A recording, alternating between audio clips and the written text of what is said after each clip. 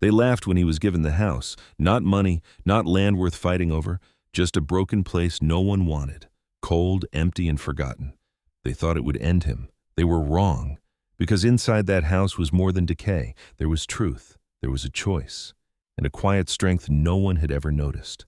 What happens next will make you believe in quiet miracles and second chances for the forgotten. Before we begin, tell me where you are watching from. Drop your country in the comments below. If you believe no child or animal should ever face fear alone, subscribe now and share this story with someone who needs hope. Santa Fe, New Mexico greeted the morning with a cold that felt personal. The sun was already high, sharp and unforgiving, but it did nothing to soften the wind slicing down from the mountains. Dust rolled along the streets in thin sheets, settling into the cracks of sidewalks and the seams of old adobe walls. Winter here did not hide its harshness. It displayed it openly, as if daring people to endure or leave. Cade Rook Callahan stood outside the chapel, hands buried deep in the pockets of his dark wool coat. He was 33 years old, tall without being imposing, lean in the way men become when their strength is earned through repetition rather than training. His shoulders were squared from years of physical work, his posture instinctively braced like someone used to resisting weight, wind, animals, expectations. A short, uneven stubble darkened his jaw, not styled, just allowed. His hair, dark brown with a faint copper tint under the sun, was cropped close enough that the wind couldn't get a grip on it. His face was angular, weather-marked, with cheekbones that caught the light and a mouth that rarely curved upward unless something genuinely deserved it. His eyes, a muted gray-green, carried the steady stillness of a man who had learned early that reacting too quickly only made things worse. People in Santa Fe called him Rook because of how he moved through life. Straight lines, no unnecessary turns. He didn't dodge pressure, he absorbed it. The name stuck after a ranch accident years ago when a spooked horse had kicked him hard enough to crack 2 ribs and drop him into the dirt. Cade had refused the hospital after the first night, gone back to work before the bruises faded. From that moment on, people stopped mistaking his quiet for weakness. Inside the chapel, the service was already underway. Cade stepped in just long enough to stand at the back near the wall, where he wouldn't draw attention. The air smelled of lilies and furniture. Polish, a sterile attempt to civilize grief. At the front of the room, a closed casket rested beneath a framed photograph of his father. Roy Callahan had been a solid man, built broad and dense like old timber. In the photo, his skin was sun-darkened, his eyes narrowed against the light, mouth caught halfway between a smile and a sigh. Roy had never been expressive, but he had been dependable. He believed in work as communication and silence as space, not absence. Cade understood him in ways the others never had, though they shared the same blood. The priest spoke of legacy, unity, forgiveness. Cade listened without reacting. Words had never impressed him much. What mattered was who stayed, who showed up, who did the work when no one was watching. He felt grief sit heavy in his chest, but it stayed contained, folded inward. He didn't cry. He had never been able to grieve where others could see it. In the front row, his siblings sat close together.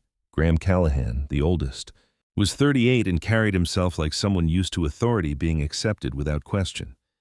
He wore a tailored black suit, clean-shaven, hair neatly combed back. His posture was relaxed but controlled, the kind that suggested constant calculation.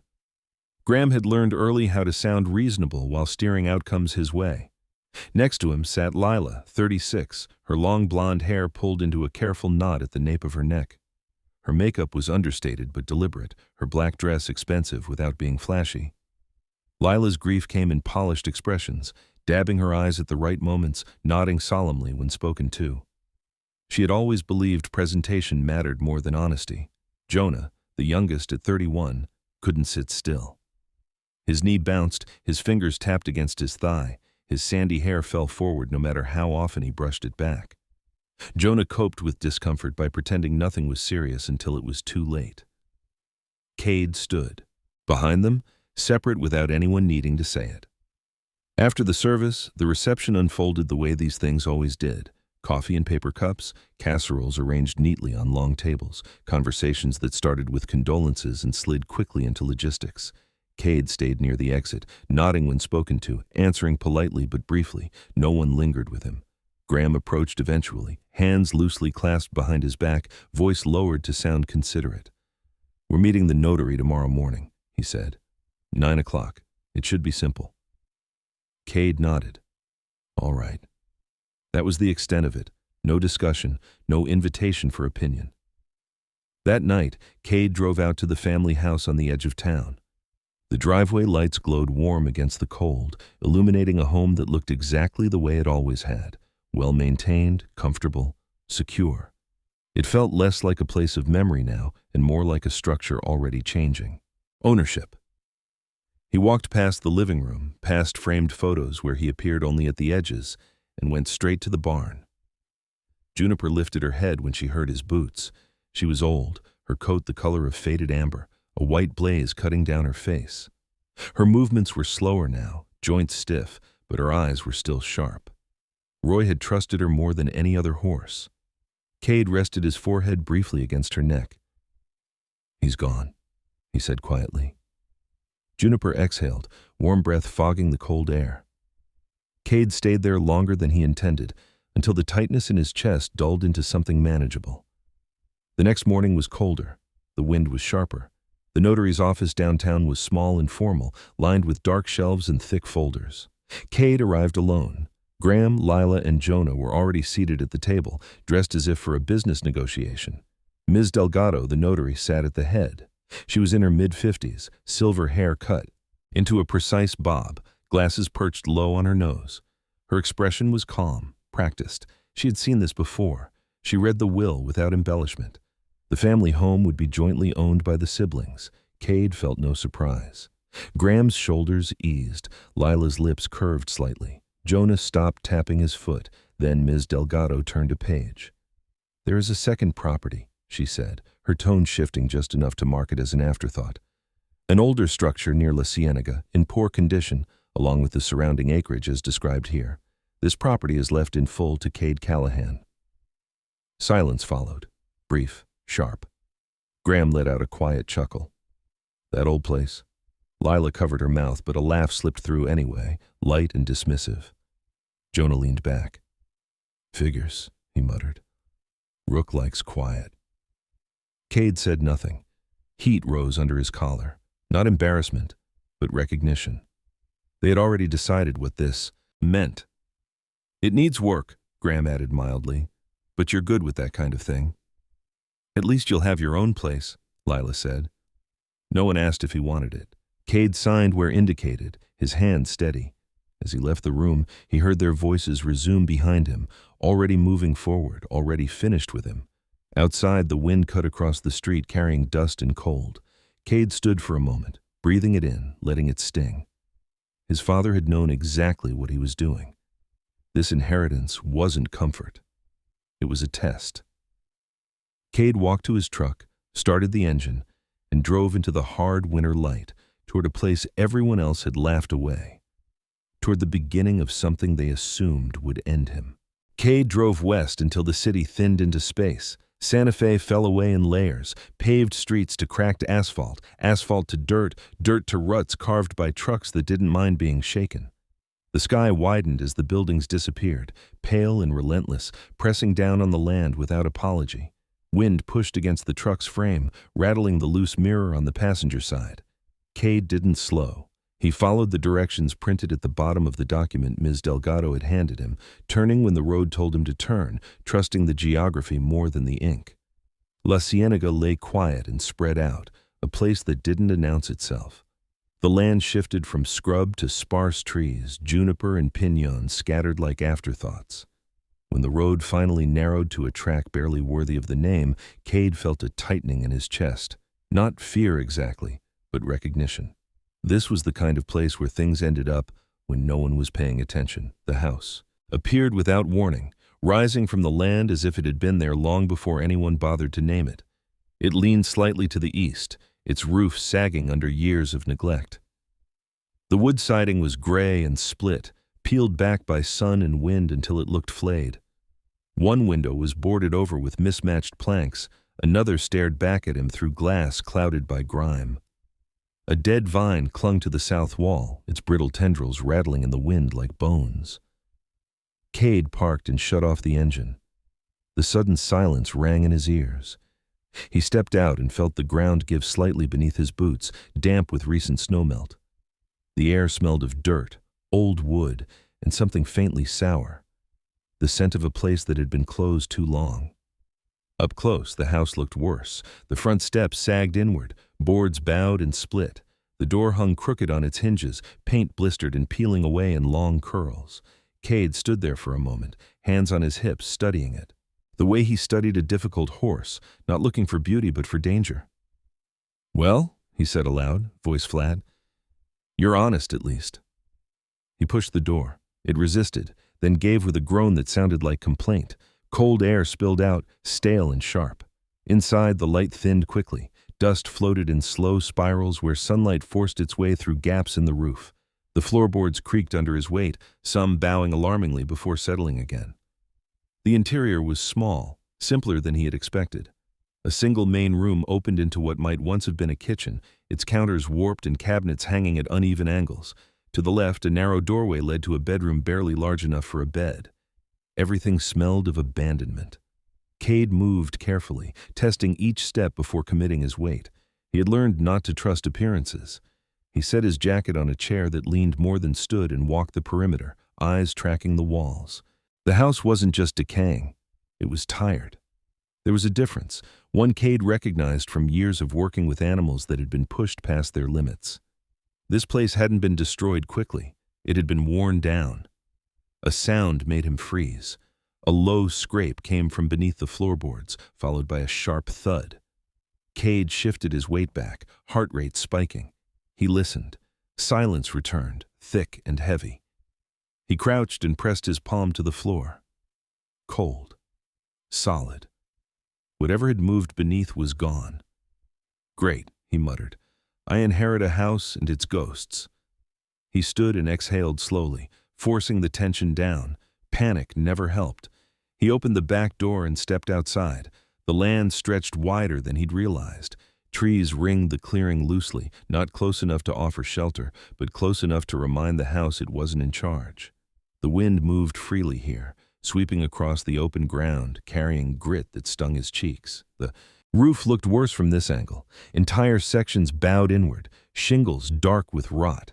A wooden ladder leaned against the wall, its rungs uneven and weathered, as if someone had meant to fix the roof once and never returned. Cade touched one rung. It crumbled slightly under his fingers. Anger flared, quick and sharp. Not at the house. At the memory of laughter in the notary's office. At the way Graham's voice had softened as if he were doing Cade a favor by not arguing. They thought this would break him. The thought steadied him. He went back inside and dropped his duffel near the door.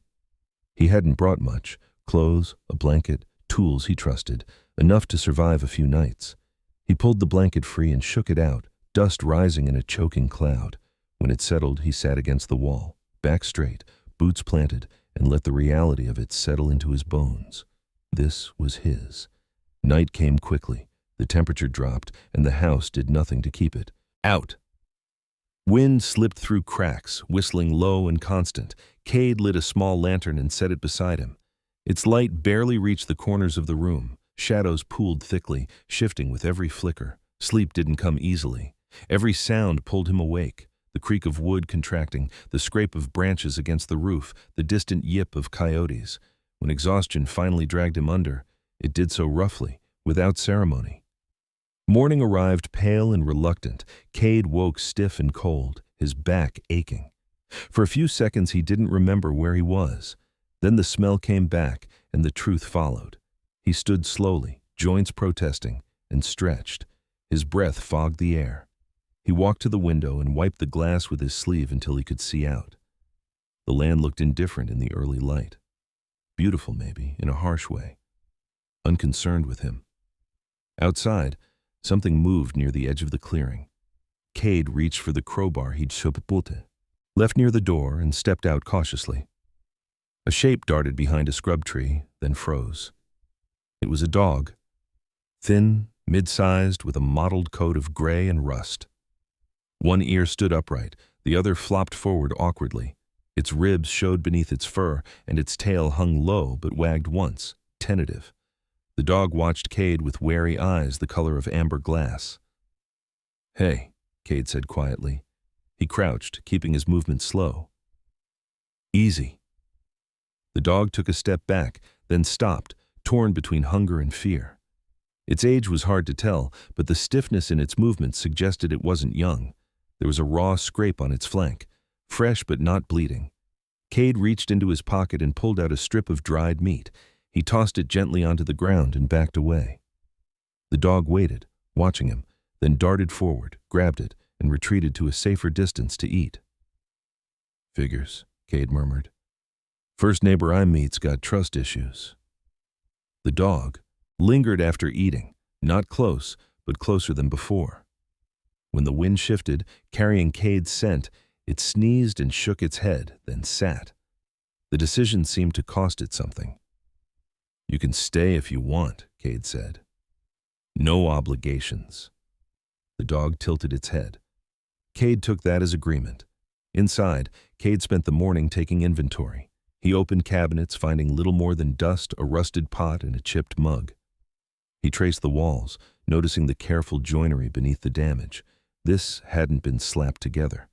Someone had planned it. By midday, hunger gnawed at him. He stepped outside again, scanning the land, already thinking in terms of repair. What would collapse first? What could be stabilized? What couldn't wait? A truck engine sounded in the distance. Cade turned, alert. A pickup rolled slowly down the track, stopping several yards away. The driver stepped out. The man was in his mid-40s, tall and narrow-shouldered, with a beard, streaked gray, and a face weathered by sun rather than age. His eyes were pale blue, sharp but not unkind. He wore worn jeans, work boots, and a jacket patched at the elbows.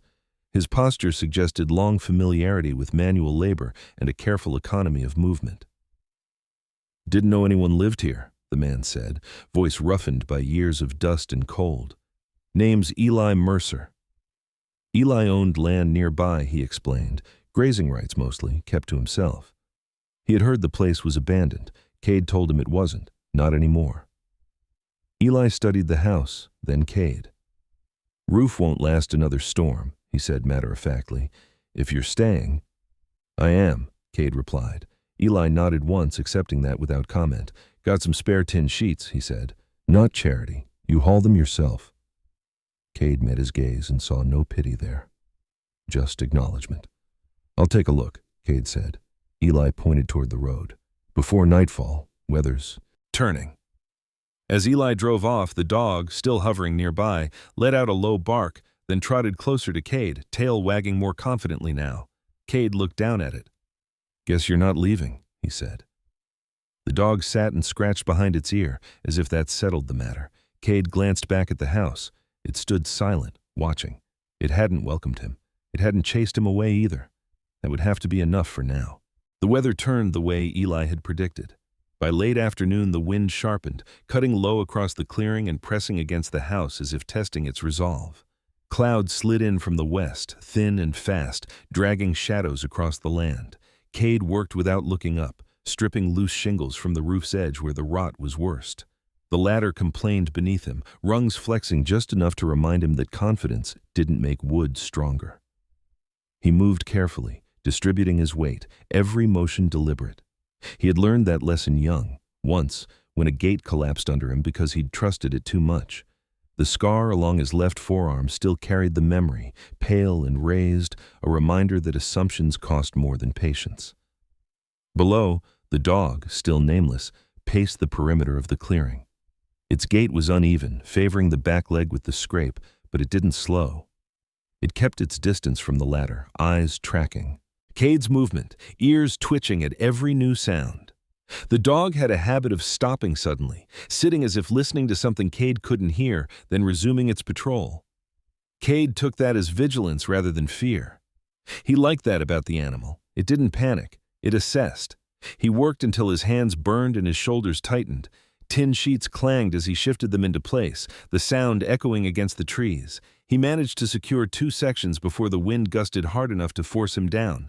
From the ground, the roof looked no better than before, but Cade knew appearances lied.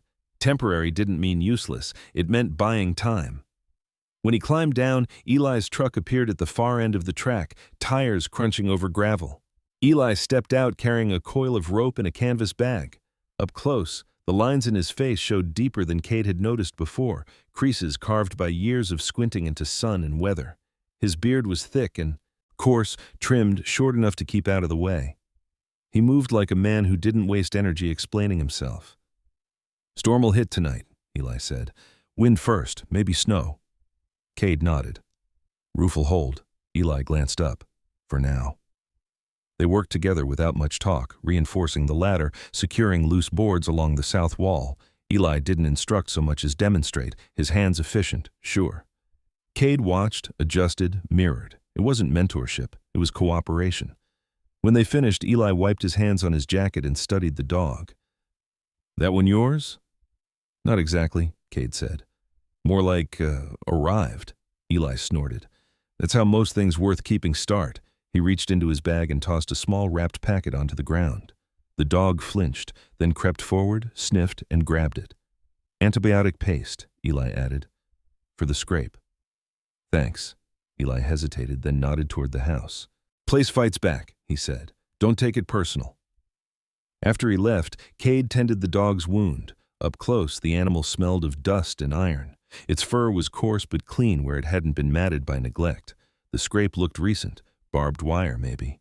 Cade applied the paste gently. The dog tensed but didn't snap. When Cade finished, it licked his wrist once, quick and awkward, then pulled back as if embarrassed. "That's enough gratitude," Cade said. "I get it." The storm arrived at dusk. Wind hammered the walls, finding every weakness. The house groaned, a deep, uneven sound like an old body settling into pain. Cade lit the lanterns he'd set around the main room and moved buckets under the worst leaks. Water dripped steadily near the kitchen wall, each drop a small accusation. He watched it pool and felt a tight smile pull at his mouth. The house wasn't cruel. It was honest. He slept in fragments, waking to the rattle of tin and the hiss of wind through cracks. When the storm passed near dawn, it left the land soaked and quiet. The dog curled near the door, head on its paws, eyes half-lidded but alert. Morning brought a pale sun and the smell of wet earth. Cade stood outside, stretching stiffness from his back, and took stock. The temporary patches held. The buckets were half full. The house had not collapsed. He allowed himself a moment of satisfaction, small and contained. He spent the day clearing debris from the back section, prying loose boards and stacking what could be salvaged. Behind a fallen shelf, he found a narrow crawl space partially concealed by warped paneling. The wood was newer than the rest, still old but not as old. The nails were set at irregular intervals, driven by a hand that had been careful but in a hurry. Cade knelt and pressed his knuckles against the panel. The sound came back hollow. He didn't open it. Not yet. He marked the spot in his mind and moved on. There was work to finish. Before curiosity. By afternoon, hunger gnawed. Cade ate standing up, jerky and a bruised apple, watching clouds drift back in thin lines. The dog hovered nearby, closer now, tail low, but wagging. Its eyes followed his hands. When he tossed a piece of jerky, it caught it midair and retreated to chew. "All right," Cade said. "You earn a name when you stop pretending you don't want company." As if offended, the dog sat squarely in front of him and scratched its ear with deliberate intensity. Cade laughed, short and surprised. The sound felt unfamiliar in his throat. Later, a car approached, smaller than Eli's truck, slower. It stopped at the edge of the clearing, careful not to intrude. A woman stepped out and waited, hands visible. Cade straightened, instincts alert. She was in her early 40s, medium height, with a wiry build that suggested endurance rather than strength. Her hair was dark and threaded with gray, pulled back in a low braid. Her face held sharp, features softened by an attentive gaze. She wore practical clothes, boots scuffed, jacket faded, nothing that asked for attention. When she spoke, her voice was measured, calm. "I'm Ruth Alvarez," she said. "County Records." Cade nodded. "Cade Callahan." Ruth approached only when he didn't object. She carried a clipboard and a folder, held like tools rather than authority. "Eli mentioned someone was staying out here," she said. "I wanted to make sure you weren't squatting." "I'm not." She smiled faintly. "Good. I don't like paperwork that starts with arguments." She glanced at the house, eyes noting details. Property's been quiet a long time. Taxes were paid irregularly, not unheard of. Cade waited. Ruth shifted her weight. "There's an easement on the north edge," she said. "Old access road. Might come up if you start repairs." "Appreciate the warning," she hesitated, then added, "And if you find documents?" "Inside, don't throw them out. Old places keep records in odd places." Cade met her gaze. Something in her tone suggested experience, mistakes learned the hard way. "I won't," he said. Ruth nodded, satisfied. Before leaving, she glanced at the dog.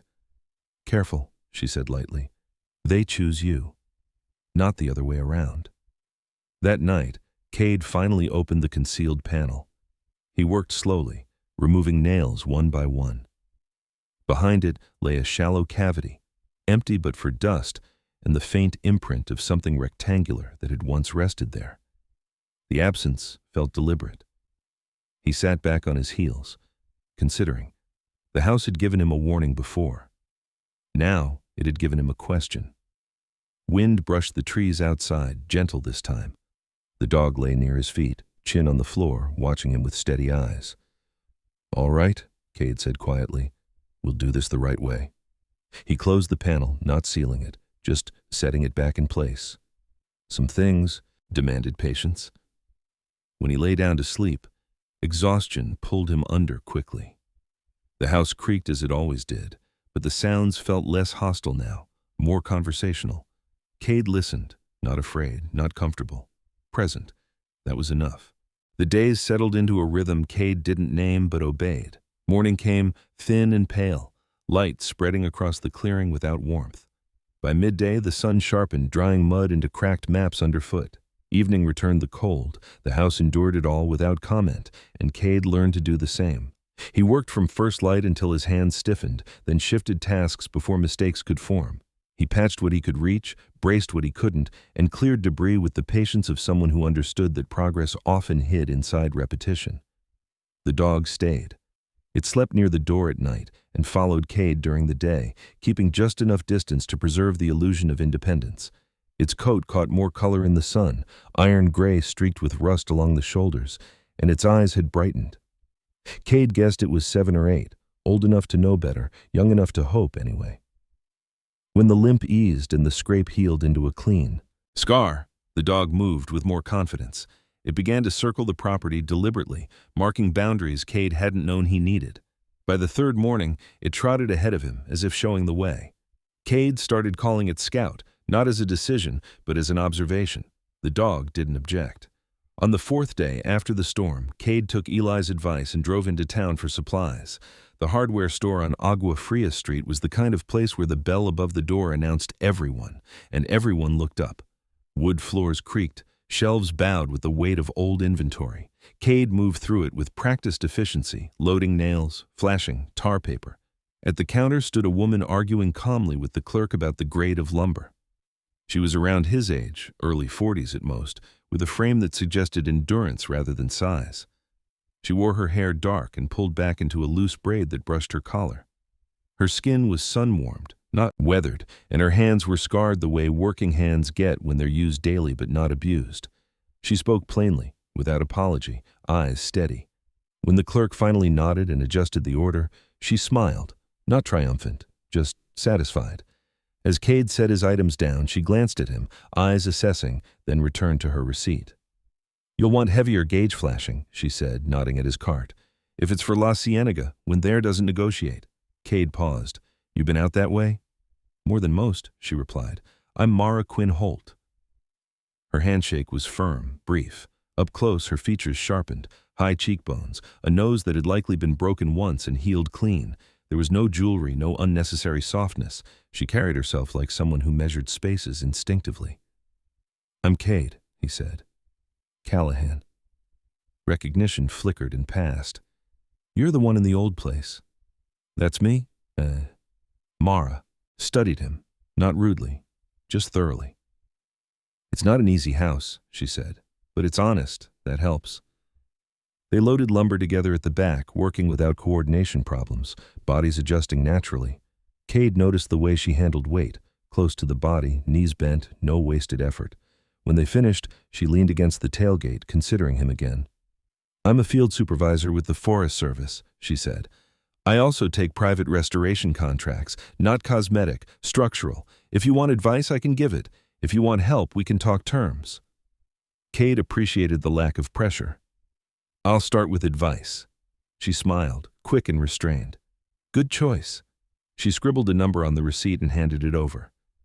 If the house asks something you don't understand, call me. Back at the clearing, Scout barked once at the sound of the truck and then relaxed when it recognized Cade. The dog trotted circles as it. Cade unloaded, sniffing boards, approving. Cade worked until dusk, then stood back and evaluated. He was learning to see the house less as an obstacle and more as a problem set. That night, wind rattled the trees but spared the roof. Cade slept better. He dreamed of open spaces, of fences running straight and true. 2 days later, Mara arrived unannounced, her truck rolling up the track and stopping well short of the house.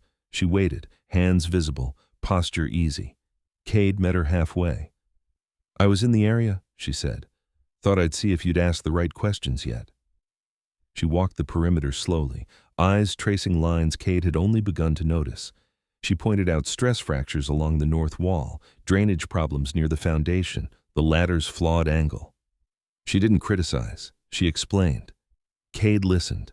Inside, she stopped near the kitchen wall, where the newer paneling sat flush but wrong. She tapped it once with her knuckle, then again, listening. You hear that? She asked. Cade nodded. Hollow. Not just hollow, she said. Interrupted. Someone changed this after the fact.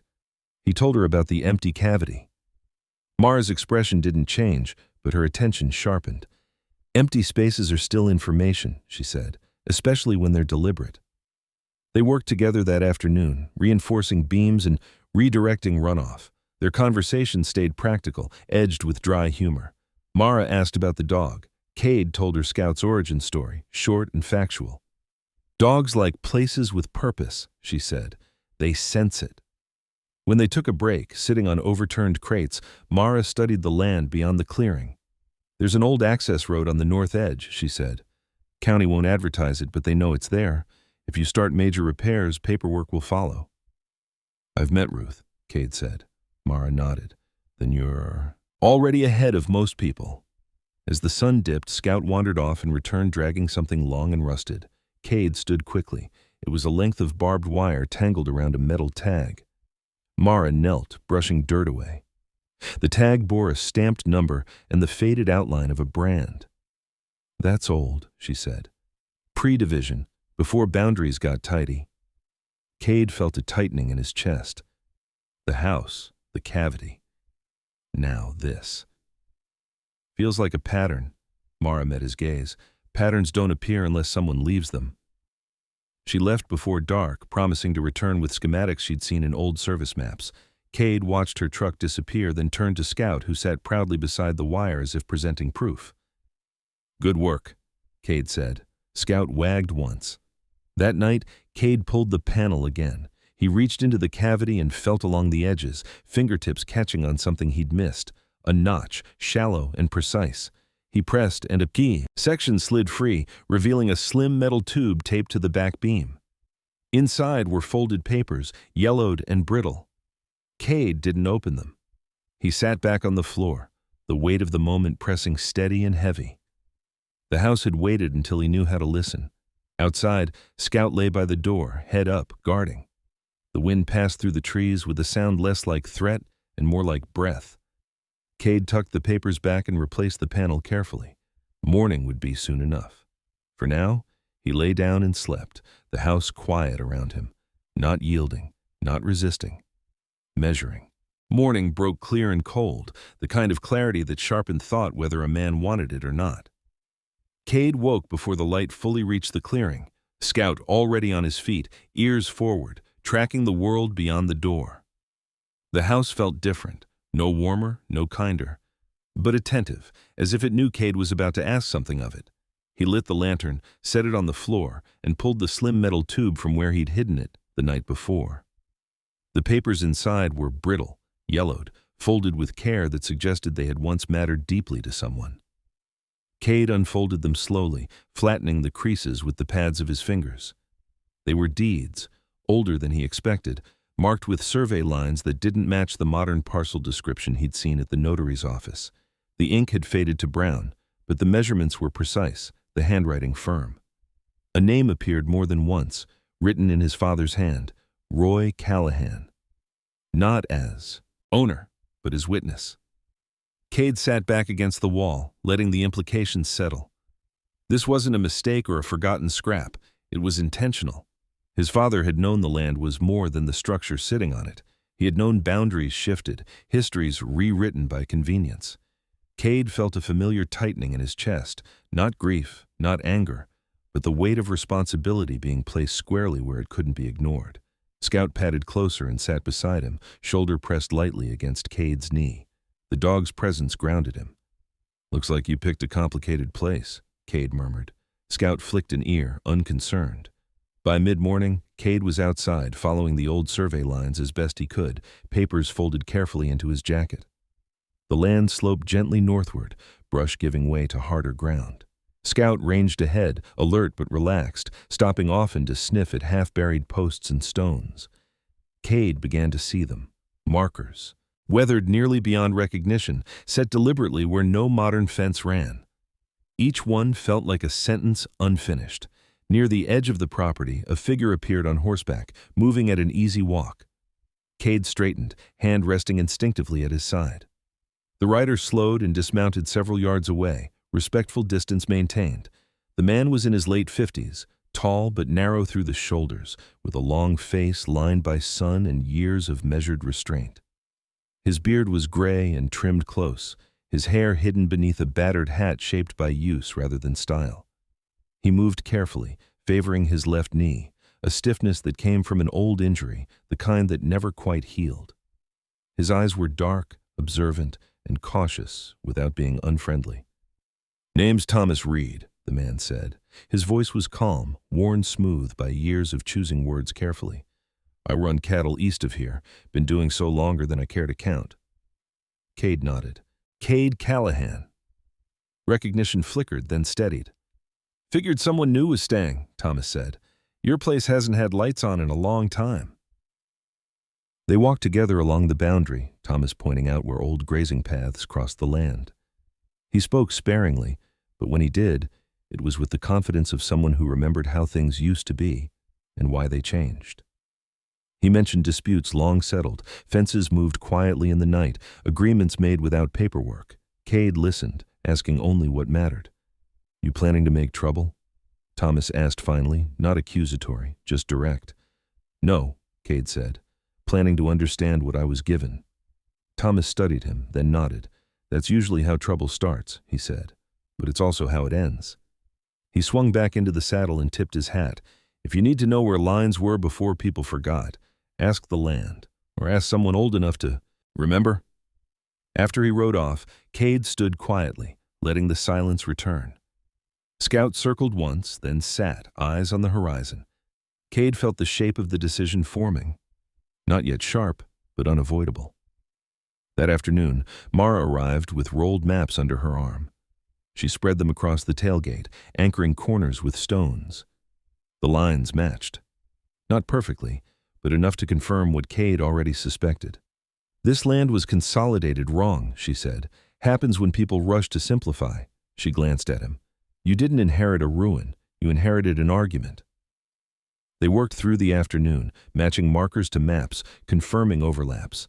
Cade's body ached by the time the sun dipped low, but his mind stayed sharp. Each confirmation felt like a piece locking into place. That night, Cade wrote a list by lantern light. Repairs, calls to make, questions to ask. At the bottom, he wrote one line and underlined it twice. "Do not rush."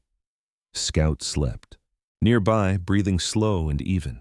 The house creaked softly, settling into the cold. Cade lay back and stared at the ceiling, understanding now why his father had chosen this. Not because it was easy, because it demanded clarity.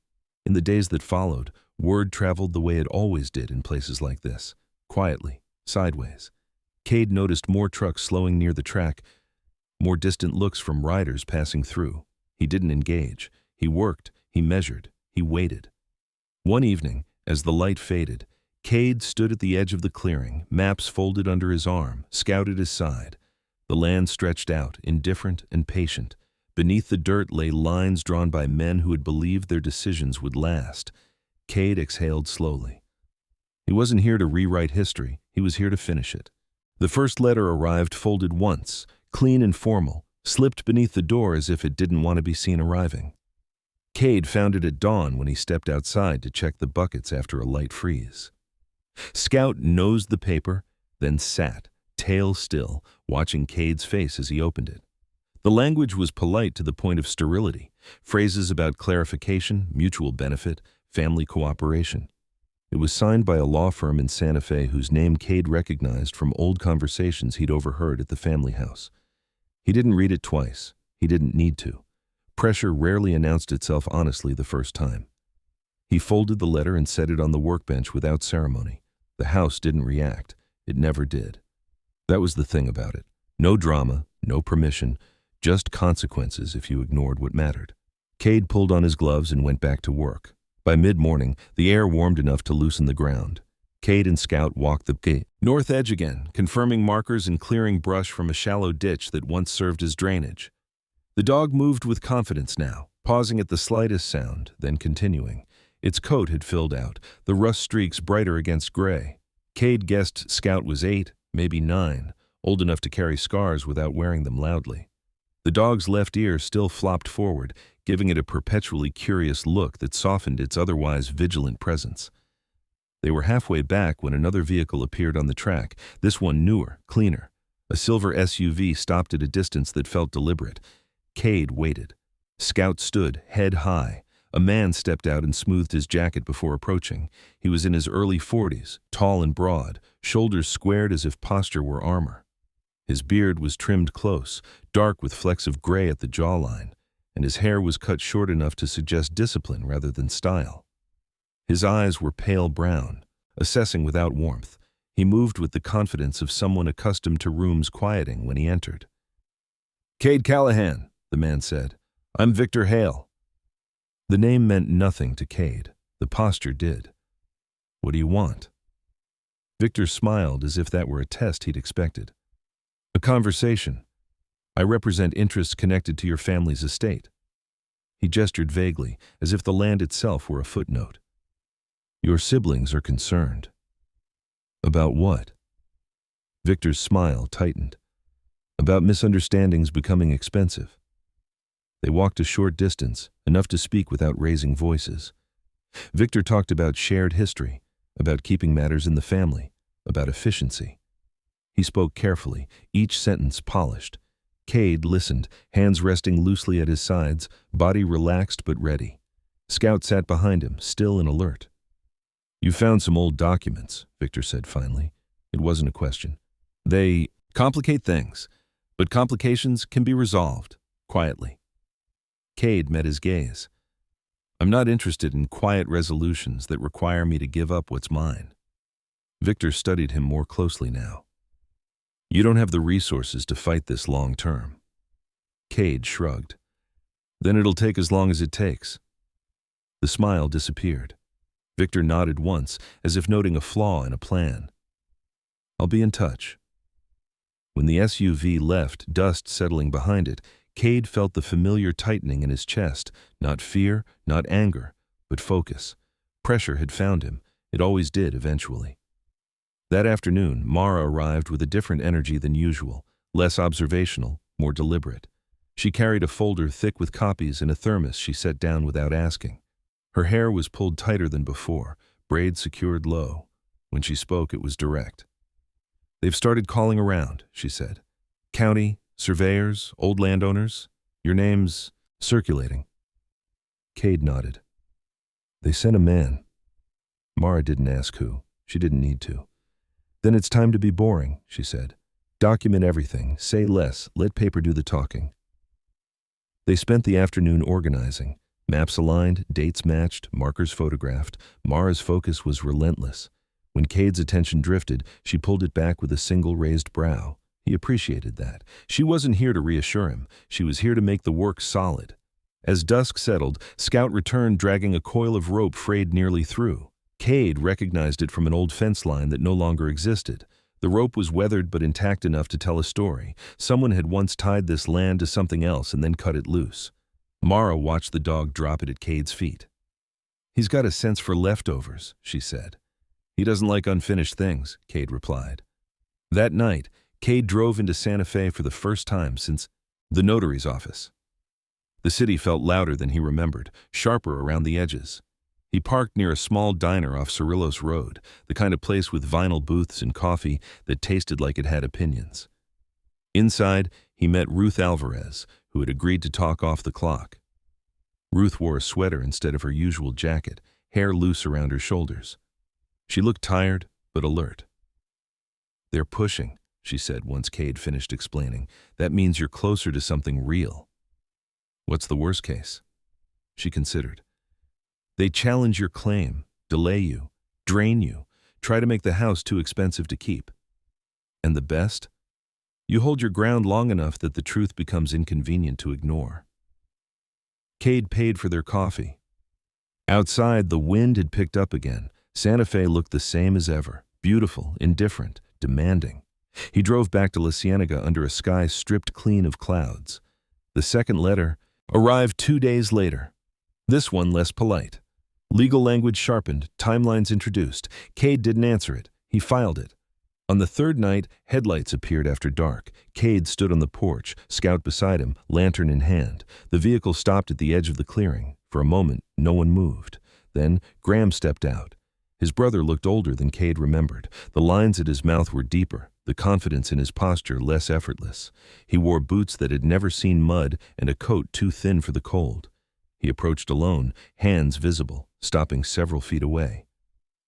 "I didn't want to do this through lawyers," Graham said. Cade didn't invite him closer. "You already did." Graham winced. "You're making this harder than it needs to be." Cade studied him.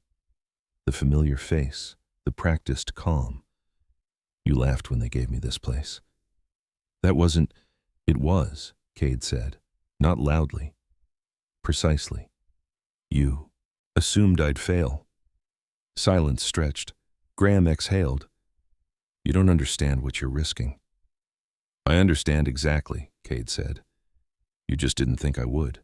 Graham's gaze flicked to the house, to the land beyond. Something shifted there, recognition, maybe regret. "We can still share this," he said. "Family." Cade shook his head once. "You don't get to find family when the numbers change." Graham swallowed, then nodded. "Then I hope you're right." He left without another word. That night, Cade slept lightly. Not because of fear, because decisions had been made. In the morning, he stood at the edge of the clearing with Scout, the land stretching quiet and patient before them. Pressure had arrived. It had not moved him. He turned back toward the house, ready to continue. The land changed in small, measurable ways once the pressure settled into routine. Cade learned to recognize it the same way he recognized weather, not by forecasts or warnings, but by how the air felt against his skin and how Scout's posture shifted before anything visible happened. Days grew longer.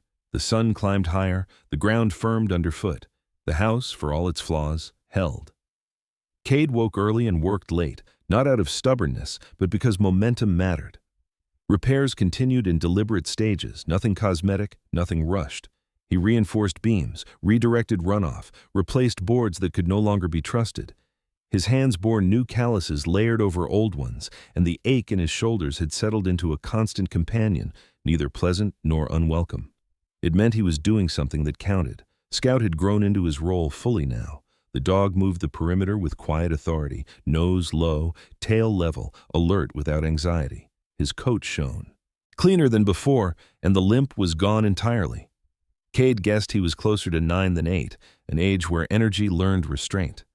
Scout slept lightly, waking at unfamiliar sounds, but no longer startled at the ordinary creaks of the house. He had decided this place belonged to them.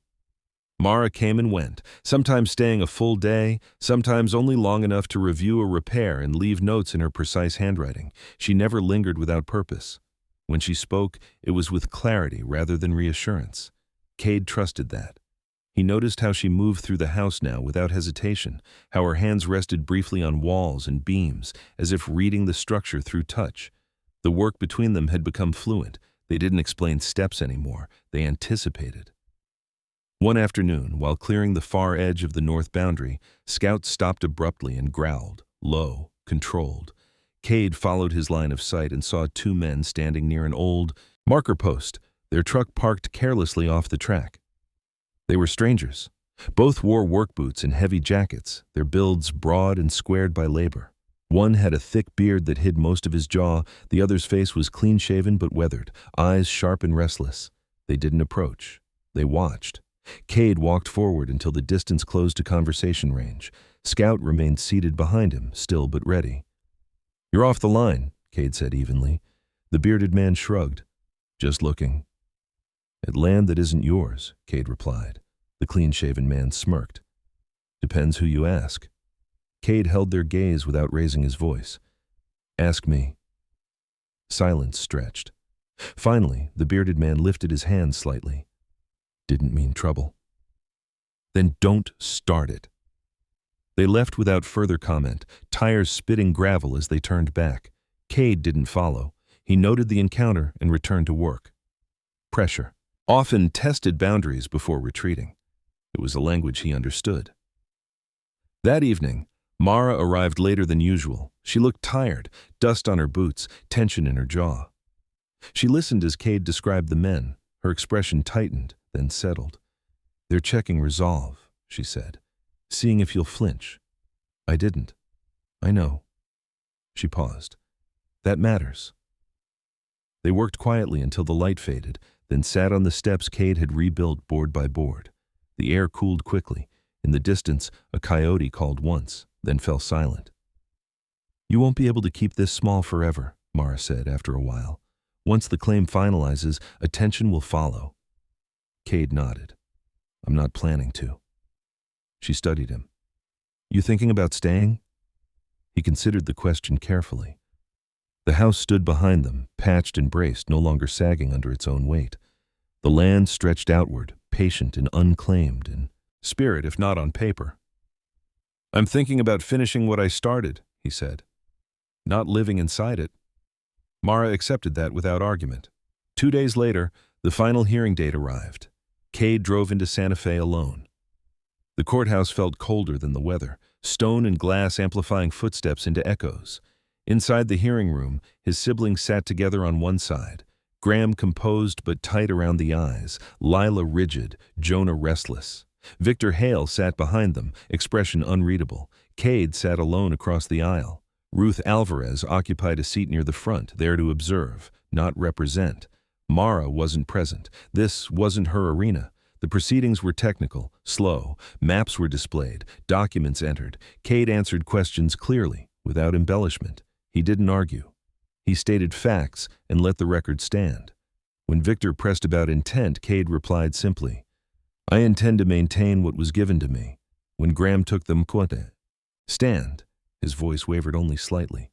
He spoke about fairness, family expectations, assumptions made in good faith.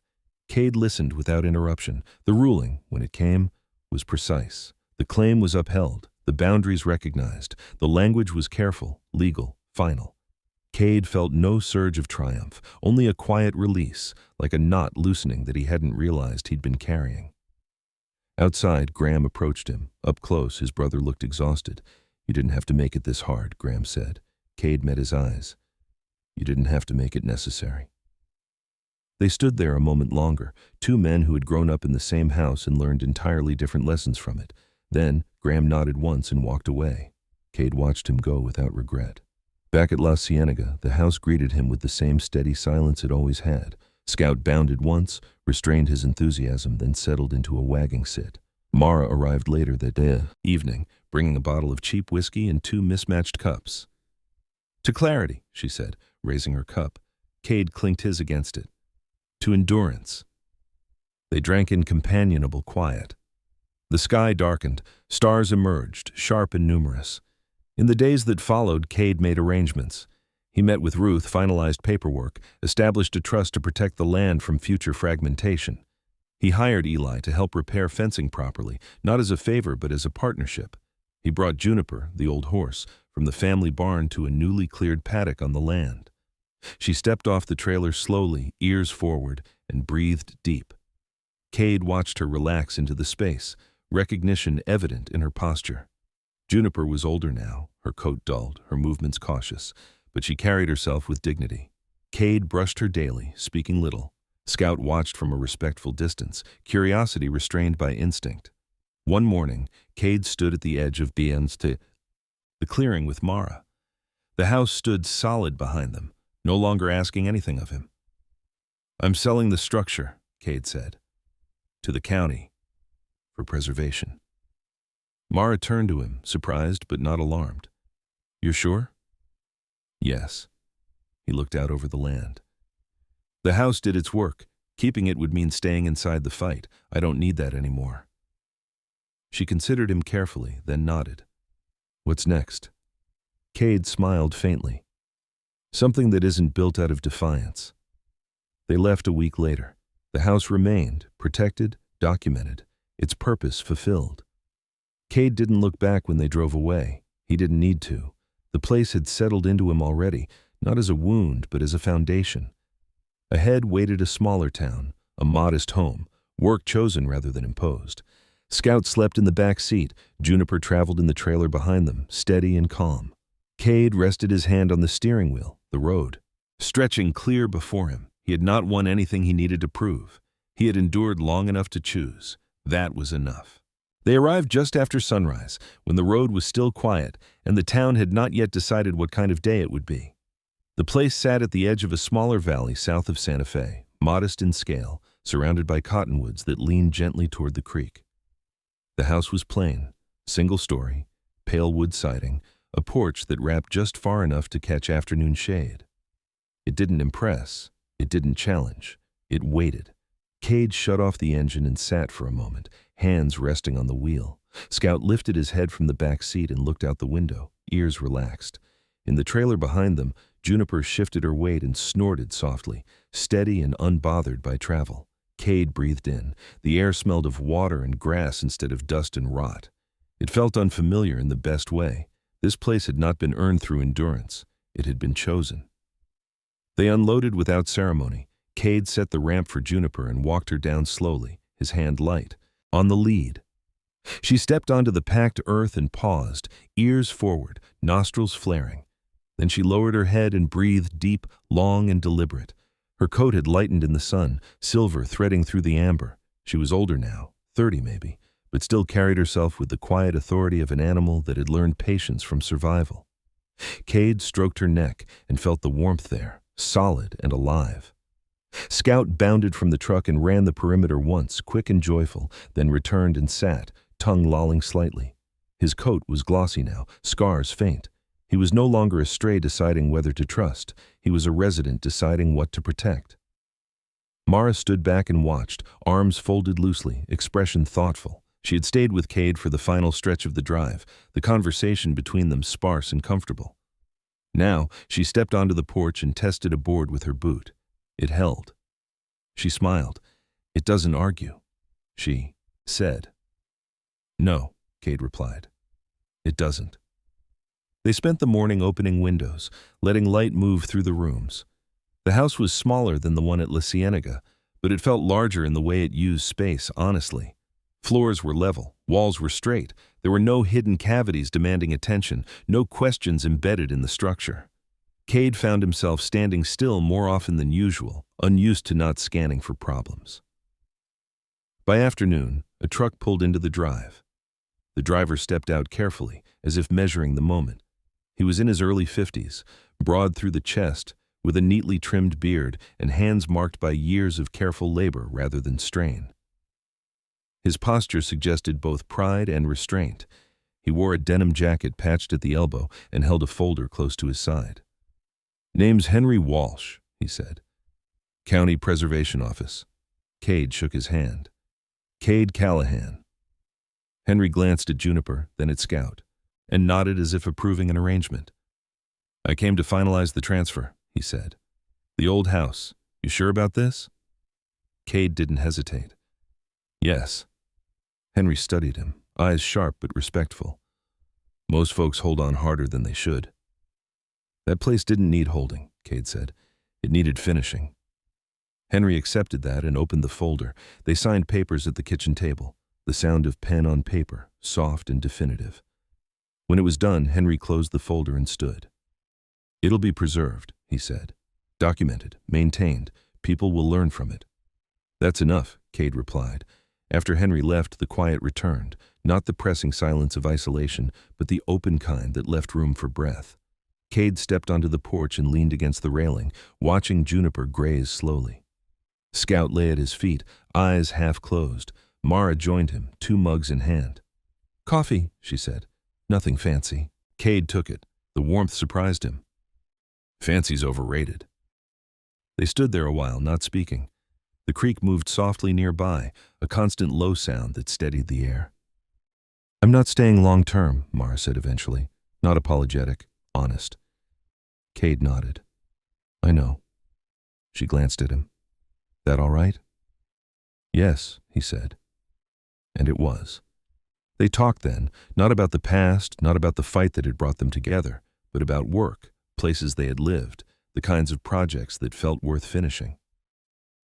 Mara spoke about restoring old trail shelters farther north, about the satisfaction of leaving something functional behind.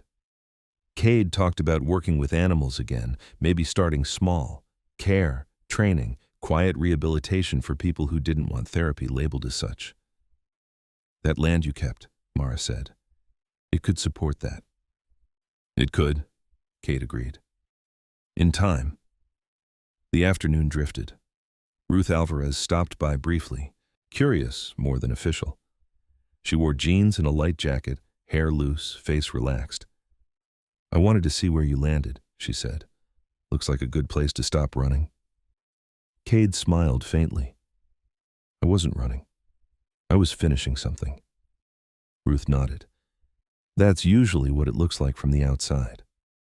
She stayed long enough to drink water and scratch Scout behind the ears, then left with a wave. As evening approached, the sky softened. The cottonwoods whispered lightly, leaves turning silver in the breeze. Cade saddled Juniper carefully and led her a short distance along the creek. He mounted slowly, respecting her age, and rode at a walk. Scout followed, trotting contentedly. From the saddle, Cade looked back at the house. It did not demand proof. It did not remind him of anything unresolved. It simply stood. When he returned, Mara had lit a small fire in the pit near the porch. They ate simply. Bread, cheese, beans warmed over the flame. The stars came out one by one, unhurried. "You ever miss it?" Mara asked, nodding vaguely toward the direction of La Cienega. Cade considered. He pictured the house in the forest, the way it leaned, the way it tested him, the way it finally released him. "I don't miss it," he said. "I respect it." "That's different." "Yes." They sat until the fire burned low. When Mara stood to leave, she paused, hands in her jacket pockets. "This wasn't about winning," she said. "You know that, right?" Cade met her gaze. "That's why it worked." She smiled, brief and real, then drove off into the night. Later, Cade walked through the house, turning off lights. Scout followed, stopping where he stopped, settling where he settled. In the bedroom, Cade lay down and stared at the ceiling. There were no stains there, no cracks demanding memory, just wood, clean and quiet. He thought of his father, not with ache but with understanding. Roy had known exactly what he said, was leaving him. Not land, not a house, a passage. Morning came easily. Weeks passed. Cade settled into work that felt chosen. He partnered with Eli on fencing jobs, helped Thomas Reed with cattle during calving season. He set up a small corral near the creek and began taking in animals that needed time more than fixing. People came quietly, stayed briefly, left better than they arrived. No signs advertised it. It didn't need them. Sometimes Cade drove out to the preserved house in the forest. He walked its perimeter, checked on repairs, made sure it stood. He never stayed long. It no longer belonged to his present. One evening, as the sun dropped low, Cade sat on the porch of his new home. Scout stretched at his feet, Juniper grazing within sight. The land lay open before him, not asking, not testing. Cade closed his eyes and felt something settle, steady, earned, unremarkable in the best way. He wasn't defined by what he had been given. He was defined by what he chose to keep and what he chose to leave behind. That was the inheritance that endured. Sometimes the miracle does not arrive loud or sudden. Sometimes it comes quietly, through endurance, through kindness, through the strength to stay when walking away would be easier. This story is not just about a house or land or loss. It is about how God often works in silence, about how what looks like rejection can become protection, about how the places we are sent unwillingly may be exactly where our purpose is waiting. In everyday life, many of us feel forgotten, overlooked by family, pushed aside by circumstance. But God never abandons the quiet ones. He walks with them. He prepares a way long before we see it. If this story touched your heart, take a moment to share it with someone who may feel alone today. Leave a comment and tell us where you are watching from. Your words matter more than you know. And if you believe that no child, no animal, and no gentle soul should ever face fear alone, please subscribe to this channel so we can continue sharing stories of hope. May God bless you and your loved ones. May He protect your home, guide your steps, and remind you, especially in quiet moments, that you are never forgotten. Amen.